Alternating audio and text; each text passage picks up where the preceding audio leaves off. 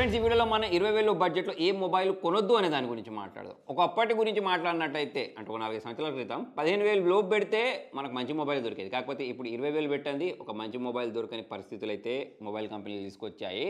అయితే 20,000 పెట్టిన తర్వాత కూడా మనం కొన్నిసార్లు బాధపడవలసిన సందర్భాలు చాలానే వస్తాయి. నా ఎగ్జాంపుల్ చెప్పినట్టయితే నేను ఒక 7 సంవత్సరాల క్రితం అనుకుంటా కూల్ ప్యాడ్ అని చెప్పేసి ఒక మొబైల్ కొనుక్కున్నాను. అప్పుడు నా దగ్గర డబ్బులు ఉండేవి కాదు.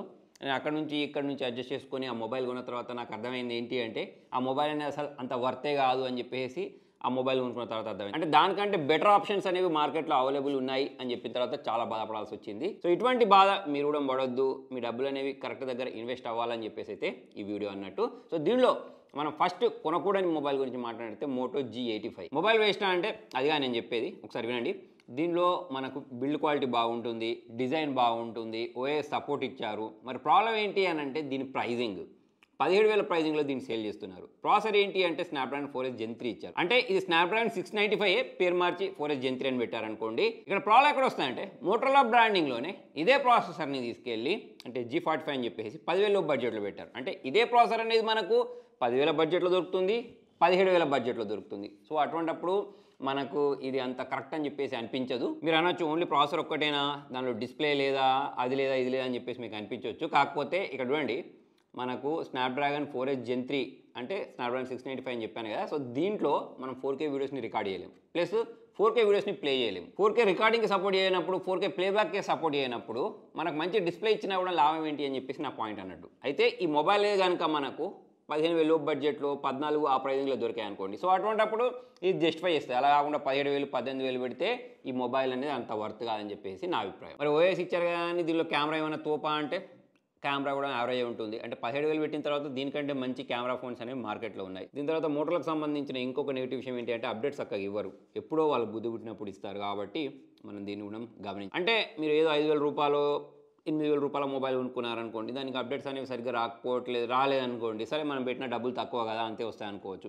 ఇది ఆల్మోస్ట్ ఇక మీరు 20,000 అంటే 17 అంటే ఆల్మోస్ట్ 20,000 రూపాయలు పెట్టిన తర్వాత కూడా అప్డేట్స్ అనేవి సరిగ్గా రాకపోతే ఇక్కడ మనం ఆలోచించాల్సిన విషయమే. నెక్స్ట్ కొనకూడని mobile IQ Z7 Pro pricing 19,000 ఉంది. కాకపోతే ఇప్పుడు ఈ మొబైల్ని మీరు కొనుక్కోకండి. అంటే ఈ మొబైల్ అనేది లాంచ్ అయినప్పుడు చాలా మంచి మొబైల్, చాలామందికి నేను రికమెండ్ చేశాను. కాకపోతే ప్రజెంట్ ఈ మొబైల్ అనేది ఓల్డ్ అయిపోయిన దానికి 19,000 పెట్టుడు వేస్ట్. ఇది రావడమే Android 13 తోటి వచ్చింది. కాకపోతే ఇప్పుడు మనకు మార్కెట్లో Android 15 వస్తుంది. సో ఇప్పుడు దీనికి మ్యాక్స్ టు మ్యాక్స్ Android 15 వరకు మాత్రమే అప్డేట్స్ వస్తాయి, దాని తర్వాత అప్డేట్స్ అనేవి రావు. అంటే ఈ మొబైల్ని మనం ఇంకొక 3-4 సంవత్సరాలు వాడలేం కాబట్టి ఈ మొబైల్ కూడా మనం మర్చిపోవడమే బెస్ట్.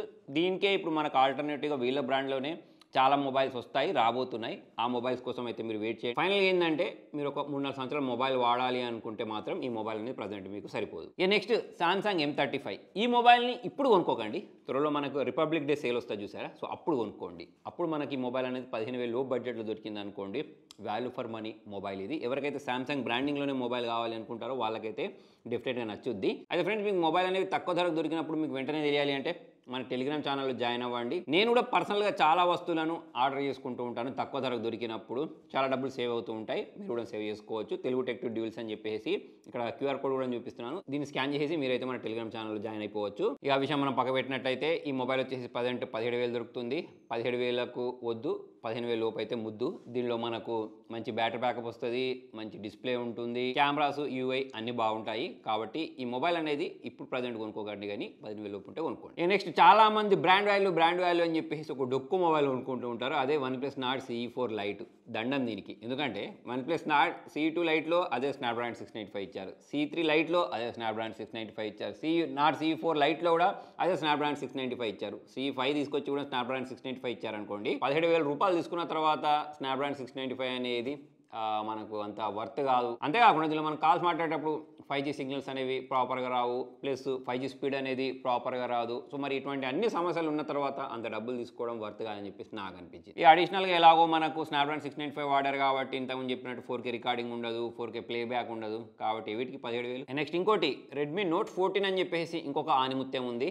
యాక్చువల్లీ మనకు పోకో M7 Pro ఉంటుంది చూసారా, అదే ఇదే అది. ఇది మాత్రం మనకు 18,000 దొరుకుద్ది, అదేమో 15,000 లోపు తక్కువ ప్రైజింగ్లో దొరుకుద్ది. సో అటువంటిప్పుడు ఏ మొబైల్ కొనుక్కోవాలి మనం? పోకో M7 Pro కొనుక్కోవాలి. అందులో మరి మదర్ బోర్డ్ ఇష్యూస్ వస్తున్నాయా అంటే ఇక దానికి నేనేం చెప్పలేను, కానీ అవి అన్ని మొబైల్స్లో వస్తున్నాయి, కొన్ని మొబైల్స్లో రావట్లేదు. అది మీ ఇష్టం. ఇక్కడ నేను పోకో బ్రాండ్ కొనుక్కోమని చెప్పట్లేదు, దానికి సేమ్ స్పెసిఫికేషన్స్ ఉన్న మొబైల్ గురించి చెప్తున్నాను.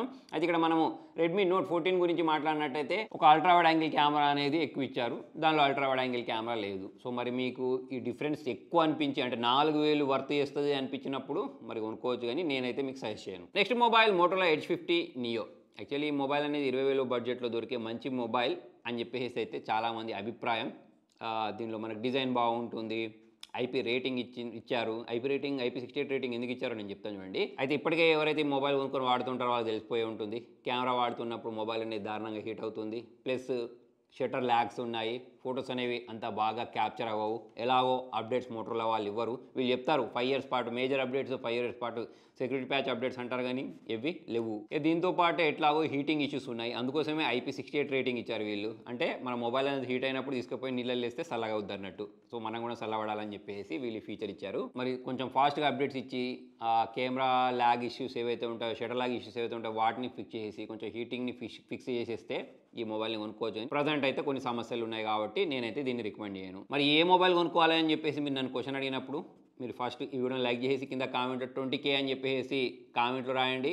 ఫాస్ట్గా నేను 20K లోపు బడ్జెట్లో ఏ మొబైల్ కొనుక్కోవాలి అనే దాని గురించి అయితే చెప్తాను. మరి మొత్తానికి ఇది వాళ్ళ వీడియోలో. మరి మనం ఒక మొబైల్ కొనుక్కునేటప్పుడు ఎటువంటి జాగ్రత్తలు తీసుకోవాలి, ఏ బడ్జెట్లో అయినా అనే దాని గురించి ఒక వీడియో అయితే ఇక్కడ నేను చేశాను. దాన్ని కార్డులో ప్లే చేస్తాను లేదా కింద డిస్క్రిప్షన్లో ఇస్తాను. Thank you.